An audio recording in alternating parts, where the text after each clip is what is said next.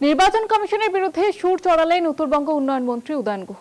Enumeration form বিলিকে কেন্দ্র করে বিএলওদের বিরুদ্ধে একাধিক অভিযোগ ওঠায় আজ বিএলওর কাছে শোকজ নোটিশ পাঠিয়েছে নির্বাচন কমিশন। বুথ লেভেল এজেন্টরা মৃত ভোটারের নাম তালিকায় তুলছে বলেও অভিযোগ কমিশনের।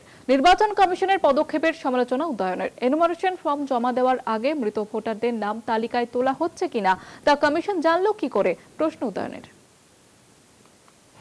বিএলও বিএলএদের বিরুদ্ধে উঠে আসছে ভুরি ভুরি অভিযোগ।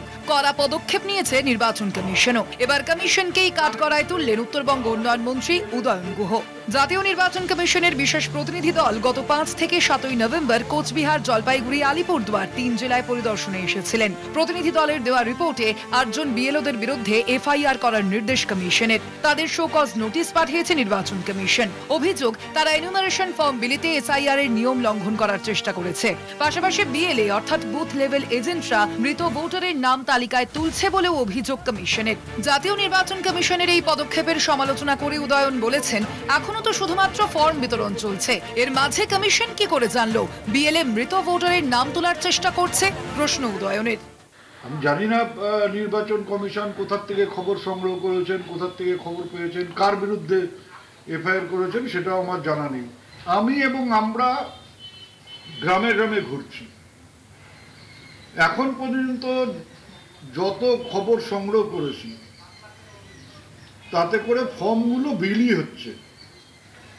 এখনো পর্যন্ত ফর্ম জমা দেওয়ার কাজ শুরু হয়নি।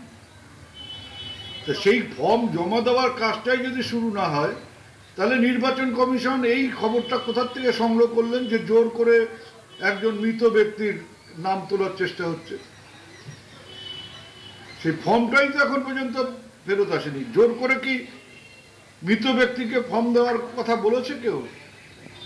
আর যদি সেটা হয়ে থাকে তাহলে তো বিএলও এফআইআর করবে যে আমার উপর জোর করা হয়েছে, যে অমুক জায়গায় মৃত ব্যক্তির নামে কেউ ফর্ম চেয়েছে। তো এইরকম কমপ্লেন কিন্তু আমরা শুনিনি। যদিও উত্তরবঙ্গ উন্নয়ন মন্ত্রীর বক্তব্যকে গুরুত্ব দিতে নারাজ বিজেপি নেতৃত্ব। বললাম তো, এটা কোনো বিজেপি, তৃণমূল বা মন্ত্রীর কোনো বিষয় নেই। এটা পুরোপুরি নির্বাচন কমিশন যা সঠিক মনে করেছে সেটাই করেছে, নির্বাচন কমিশনের ব্যাপার। তো বিএলওদের উদ্দেশ্যে আমাদের একটাই বক্তব্য, আপনারা নির্বাচন কমিশনের লোক, আপনারা আপনাদের যে নিয়ম সেই নিয়মটা শক্ত হাতেই পালন করুন। আপনারা যদি আপনাদের দায়িত্ব ঠিকমতো পালন না করেন আপনারা কিন্তু মহা বিপদে পড়বেন। যেটা কিন্তু বিহারে হয়ে গেছে, একই ঘটনা কিন্তু পশ্চিমবঙ্গে হবে। তখন কিন্তু কোনো তৃণমূল বাঁচাতে পারবে না। 4 নভেম্বর থেকে রাজ্যে শুরু হয়েছে এসআইআর।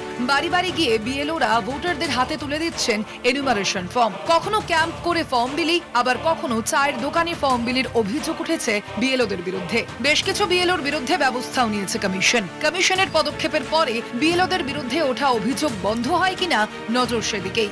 কোচবিহার থেকে রবিউল হোসেনের রিপোর্ট, কলকাতা টিভি।